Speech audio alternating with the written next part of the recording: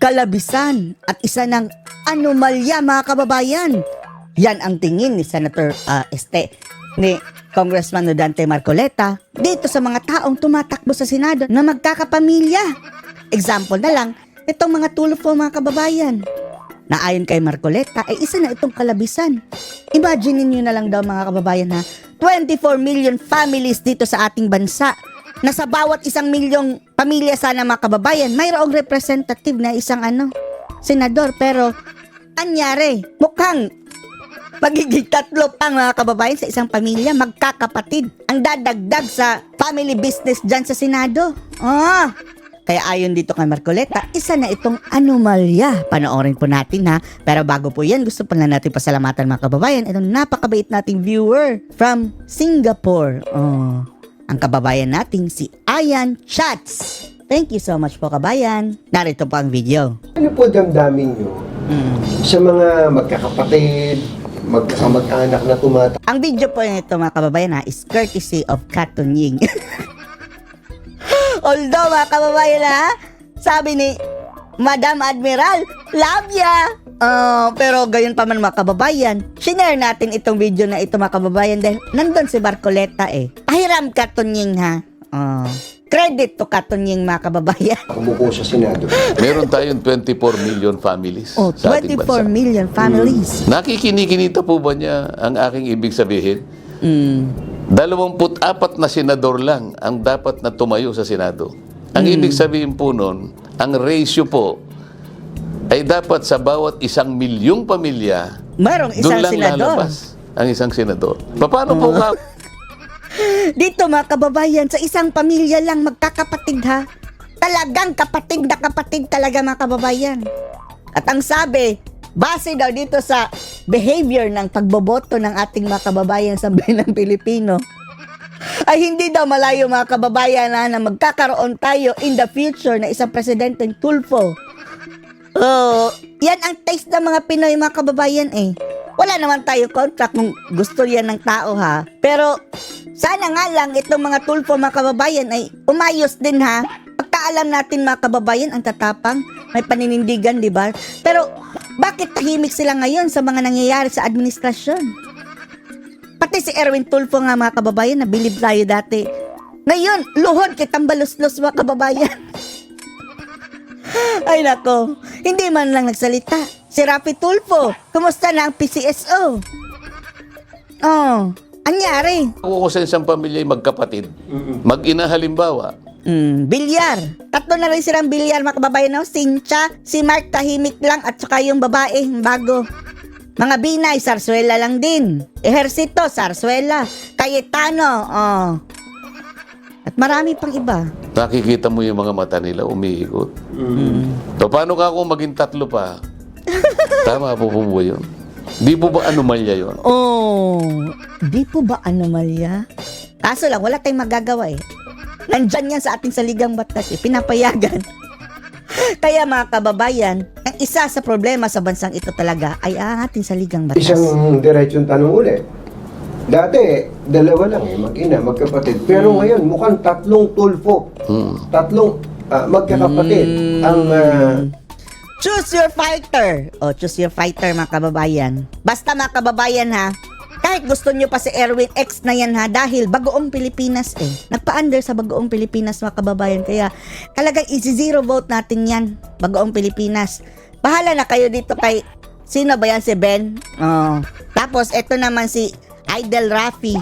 Wala na tayong magagawa kasi nandyan na yan. Yan pa mga kababayan, kayo nang bahala din. makikita po natin kung ang pagbabatayan po ay ang mga pre-election survey. So, ano po ang damdamin Sigurado nyo na yan meron pong 3 tulfo kung sakasakali na magsisilbi sa atin sa Senado? Ay, para sa akin ay kasobrahan na Kalabisan, kasobrahan. Kasobrahan na, hindi dahil sa Anomalya. Yan talaga ang sinabi ni Marcoleta. maaring nagiging insecure ako Ako, sasabihin ko tayo, Yan ang sasabihin nila, insecure ka lang dahil hindi ka manalo. Pero isipin nyo na lang mabuti, mga kababayan, no? Sa isang pamilya, okay lang tumakbo 3 tulfo, pero dapat iba't ibang posisyon. Hindi yung pareho lang ang dyan lang sa Senado. Tiba-tiba ang mga tulfo dyan, mga sa ito, kababayan. Kato, hindi bilang isang kandidato ng senador. Gusto ko talaga magkaroon ng mga taong gaganap ng tungkulin bilang isang senador na talagang ang kanilang katangian ay para magsilbi bilang senador. Opo, ako pinagpapasalamat ako dahil sinagot yun. Dahil pwede nyo namang iwasan yung tanong na yun. Pero, Pwede kong iwasan, ngunit pananagutan ko na. meron po akong nakausap na Sana no, manalo ito si Marcoleta at sana hindi siya magbago mga kababayan ha. For sure mga kababayan hindi na yan kakampi kay Marcos mga kababayan. Umatakti na Bad shot na yan kay Admiral. The point of no return na si Marcoleta. Yan ang importante sa atin mga kababayan. Kahit hindi niya kampihan si Sara Go. Basta wag ka lang kumampi dyan kay kay Ngagnag, tsaka nila Admiral. dati pa, kayo ay inaalok na maging miyembro ng gabinete ni Pangulong Bongbong Marcos. Just to set the record straight. Totoo po ba yun na inalok kayong maging miyembro ng official family? Totoo yun, Katunying. Ang totoo Inalok niyan ay palahan? 3 posisyon pa nga yung 3 posisyon ang inalok ni BBM sa kanya mga kababayan. inalok sa akin. Ngunit yun ay Lahat pare-parehong tinanggihan ko. Good Yung job. dalawa dahil hindi ako interesado. Yung isa sana na interesado ko sapagkat malapit yun sa puso ko, yung pagpapababa ng kuryente. Ngunit napansin ko na hindi masyadong Department na-appreciate of Energy. nung mga dapat na makaalam nung mga reformang gusto kong mangyari. Curious lang po ako. Kung Department of Energy po yung isa, tapos yung isa po yung ERC, ano pa po yung dalawa? Department of Justice at saka yung DOJ. Mas mabuti ito mga kababayan kaysa kay Boying Rimulya, di ba? Kaso nga lang mga kababayan magagamit si Marcoleta, di ba? Dahil utos ng taas mga kababayan Buti na rin hindi niya tinanggap, pero kung Boying at saka ito, mas mabuti sana ito si Marcoleta. Department of Agriculture. Yung hinawakan ni PBBM mga kababayan na surrender si BBM nga, di ba? Yung una, yabang na yabang dahil agrikultura ang aming mga Marcos masagana 99 surrender dahil di nga marunong talaga.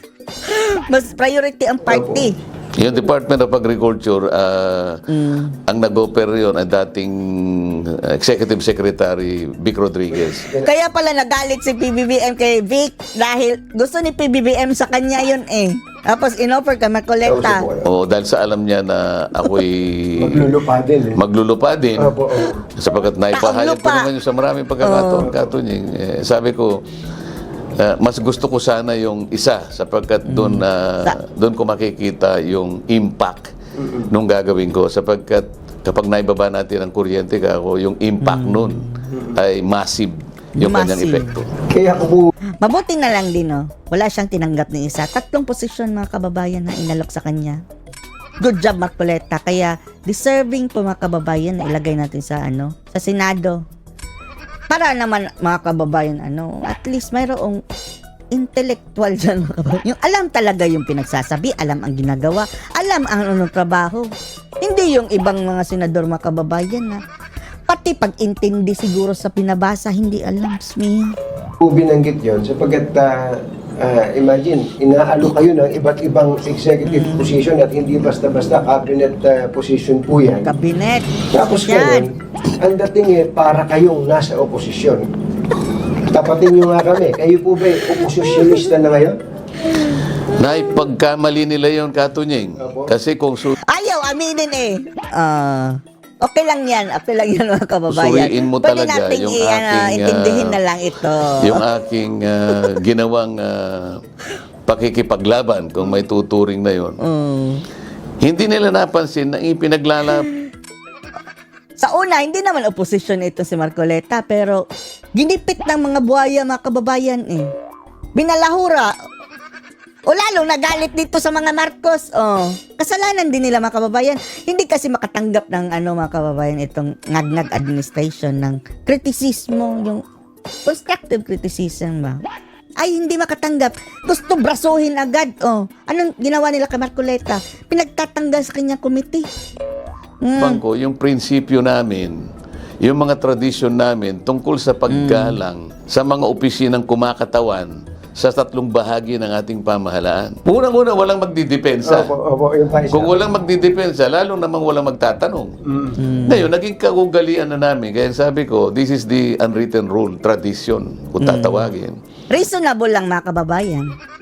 At syempre, alam din natin na taktika din mga kababayan. Tatakbong senador. Kailangan yan eh. At least, di ba? Ginamit ang paninindigan mga kababayan, hindi yung pasayo-sayo lang ng budot dyan para mapansin. Wala naman tanungan talaga yung dalawang opisina ng executive. Ba't ka ako nagkagano na nangyari? Ba't ngayon nag-iba tayo ng patakaran? So naitanong ko nga are we now setting aside the tradition, Madam Chair? That's the first question. If we At alam na natin yung usaping iyan mga kababayan yung tradition. Nating ulitin dahil ulit-ulit na lang eh. Pero gayon pa man mga kababayan, may punto itong si Marcoleta ha. Based sa prinsipyo mga kababayan at kung ano ang rules talaga dahil alam nito mga kababayan ang kanyang trabaho. Hindi kagaya ng iba mga kababayan na tumakbo lang dyan para tawagin silang kongresista, senador. Ano masasabi niyo dito mga kababayan? Post your comments below.